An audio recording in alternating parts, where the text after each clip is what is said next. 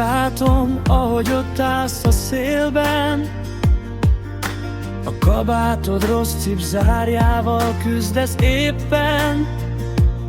Mindig elakad, és te rám nézel nevetve, hogy ez a kabát már rég megérett a cserére. De én így szeretlek, ezzel a kis hibával, a hűvös reggelek minden bájával.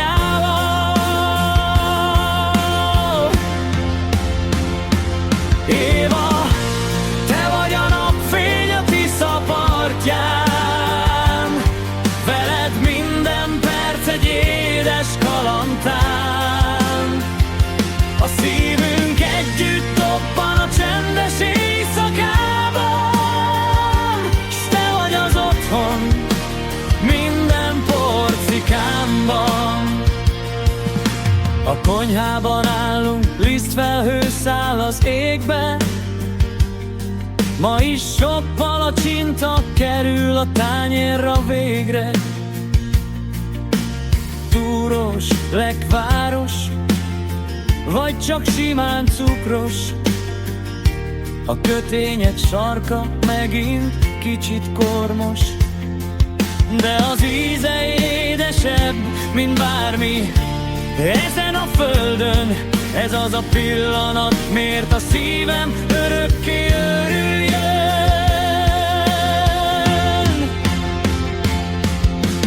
Emlékszel még a mártéri sétákra, ahogy a fűzfák hajlottak a víz tükrére nézve?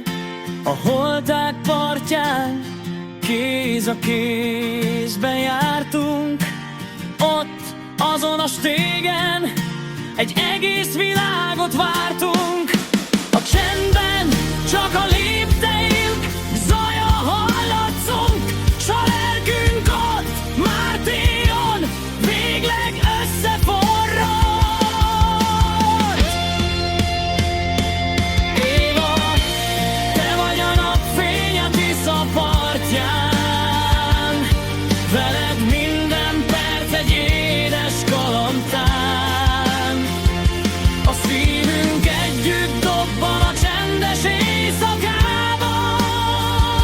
s te vagy az otthon minden porcikámban.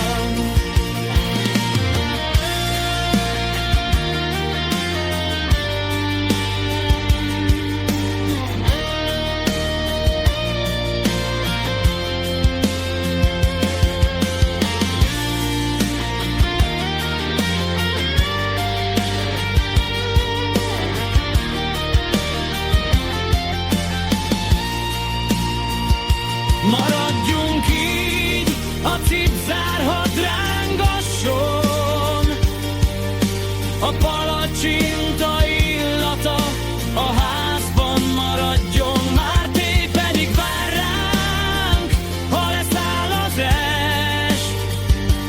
Éva, veled az élet a legszebb festmény, ami a sorsunkban testet ölt.